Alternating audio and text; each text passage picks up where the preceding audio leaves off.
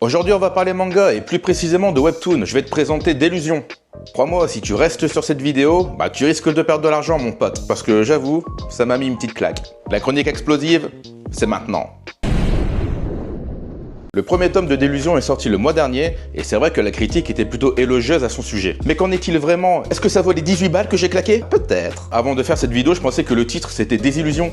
Mais non, c'est Délusion. Je ne connaissais pas ce mot, vous pouvez me clasher. Bon, déjà quand tu le prends en main, t'as l'impression de soulever un tacos XXL mon pote, franchement il fait son poids. Qui dit livre lourd, dit très souvent papier de très bonne qualité. Et ce qui frappe au premier coup d'œil sur ce livre, eh bien c'est sa conception, elle est juste magnifique. Regardez-moi cette couverture. C'est classe, c'est sobre, c'est intriguant, c'est poétique. Et je trouve que ça reflète aussi vachement bien ce qu'on y trouve à l'intérieur. Donc pour ce qui est de l'esthétisme du livre, pour moi c'est un 5 sur 5 les gars, c'est un sans faute. Franchement il est magnifique. Et honnêtement avec 310 pages en couleur, ils sont pas foutus de notre gueule. En même temps, c'est Albin Michel qui est derrière ça, plus particulièrement le label Coda qui est spécialisé dans les webtoons. J'avoue, vous avez fait un super taf les gars. Et c'est l'illustrateur et auteur coréen Hong Jak-ga.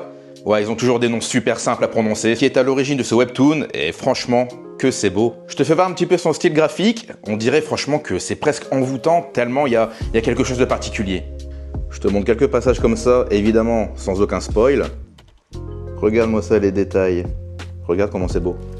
C'est assez particulier comme style. En vrai, l'auteur arrive à faire passer des émotions super facilement. Je sais pas si tu vas comprendre, mais j'ai vraiment l'impression qu'il arrive à mettre une telle simplicité dans de la complexité, que ce soit dans son dessin ou dans son histoire. Franchement, c'est bluffant. Ce qui a fait que j'ai lu le livre d'une traite, et franchement, j'ai pas su le lâcher. Et maintenant, on va parler de l'histoire. De quoi Délusion ça parle? Vous le savez, j'attache beaucoup d'importance au scénario d'un livre, et là, belle surprise. On rentre rapidement dans une histoire complexe, mais pas complexe parce qu'on comprend rien, complexe parce que les thèmes sont développés avec une grande profondeur émotionnelle. Aussi, ce que j'ai beaucoup aimé, c'est que d'apparence, le contexte et les personnages paraissent simples, mais au final, on s'aperçoit rapidement qu'en allant sous la surface, on y découvre une richesse psychologique qui t'ancre profondément dans l'histoire. Dans ce premier tome, pour faire court et sans spoiler, on va suivre un jeune peintre qui doit faire le portrait d'une vieille dame mystérieuse, et il va vite découvrir la réelle nature de celle-ci. De là, cette vieille femme va lui raconter son histoire, qui mêle mystère, suspense, angoisse et même surnaturel, parce qu'il y a aussi une énorme part de fantastique dans ce livre, et moi j'avoue c'est pas pour me déplaire. Et moi qui lis rarement des webtoons parce que le triangle amoureux ça va bien 5 minutes mon pote, si tu veux mettre un webtoon de qualité dans ta bibliothèque, franchement va choper Délusion parce que c'est sûr tu vas kiffer.